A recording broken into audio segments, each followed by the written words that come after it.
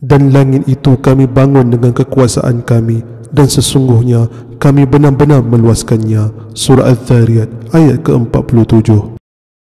Para ulama tafsir dalam menjelaskan ayat ini bahawa Allah Subhanahu wa taala menciptakan langit, yakni yang ditafsirkan sebagai alam semesta ataupun angkasa lepas ini, dengan kekuasaannya yang maha berkuasa dan maha sempurna. Di dalam ayat ini juga Allah Subhanahu wa taala memberitahu bahawa Dia menciptakan langit ini dan sentiasa meluaskannya, bermakna alam semesta ini tidaklah berada dalam kedudukan kekal atau statik, malahan ia sentiasa meluas. Melalui penciptaan langit yang sentiasa meluas ini, Allah Subhanahu wa taala memberitahu bahawa Dia maha berkuasa dan mempunyai kuasa yang tidak terbatas. Subhanallah. Tetapi tahukah anda bahawa kebenaran ayat Al-Quran surah Az-Zariyat ayat ke-47 ini telah dibuktikan oleh penemuan para ilmuwan pada zaman moden ini?